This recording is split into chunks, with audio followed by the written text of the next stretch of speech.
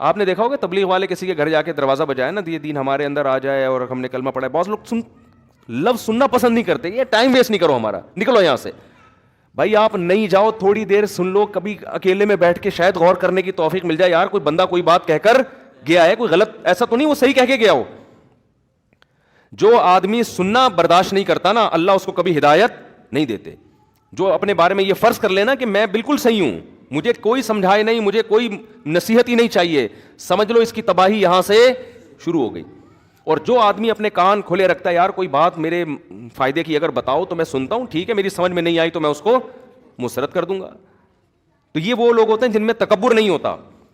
بعض خطیب ہوتے ہیں, آپ ان کو جا کے بتانا چاہو نا, سر آپ نے بیان میں نہ مجھے تم کون ہوتے مجھے سمجھانے والے, سمجھ لو اب یہ غلطیاں کرنا شروع کرے گا, اب یہ پھینکتا رہے گا اور یہ برباد ہو جائے گا. تو جس آدمی نے اپنا لچک رکھی ہوتی ہے کہ بھائی میرے میں کوئی غلطی ہو تو بتا دو, تو ٹھیک ہے وہ غلطی نہ مانے لیکن سن لے, غور کر لے. شریعت تو یہ کہتی ہے چھوٹا اگر بڑے کو کوئی بات بتا دے تو بڑا بھی تحمل سے سن لے کہ یار شاید صحیح کہہ رہا ہوں. لیکن ہمارے یہاں کیا ہو رہا ہے, بڑا اگر چھوٹے کو کہے گا نا, باپ اگر بیٹے سے کہے گا کہ بیٹا دیکھو تمہارے اندر یہ بات ٹھیک نہیں ہے, تو بیٹا فوراً غصے میں آ جاتا ہے. تو یہ اگر آپ نے اپنے آپ کو یہ سمجھ لیا ہے کہ آپ برائی پروف ہیں, آپ برے ہو ہی نہیں سکتے, آپ غلط ہو ہی نہیں سکتے, تو بھائی آپ ٹھیک ہو کے بھی پھر غلط ہو.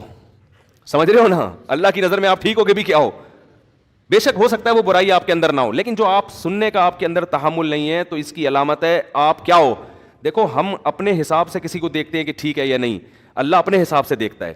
میں آپ کو ایک مثال دیتا ہوں, حدیث میں آتا ہے نبی صلی اللہ علیہ وسلم نے فرمایا, دو بھائی تھے پچھلی امتوں میں, ایک بہت پرہیزگار تھا, ایک گناہگار تھا. جو پرہیزگار جو تھا نا وہ گناہگار کو سمجھاتا تھا, یار تو یہ کیوں کر لیا کر, وہ سنتا رہتا تھا, اچھا بھائی ٹھیک ہے کوشش کروں گا, پھر ٹھیک نہیں ہوتا تھا لیکن سنتا تھا, تکبر میں نہیں آیا کہ تو کون ہوتا ہے مجھے سمجھانے والا ہے بھائی, اچھا بھائی ٹھیک ہے. پھر وہ اس نے کبھی کسی دن کہا تو کہا یار ٹھیک ہے یار اللہ معاف کر دے گا یار.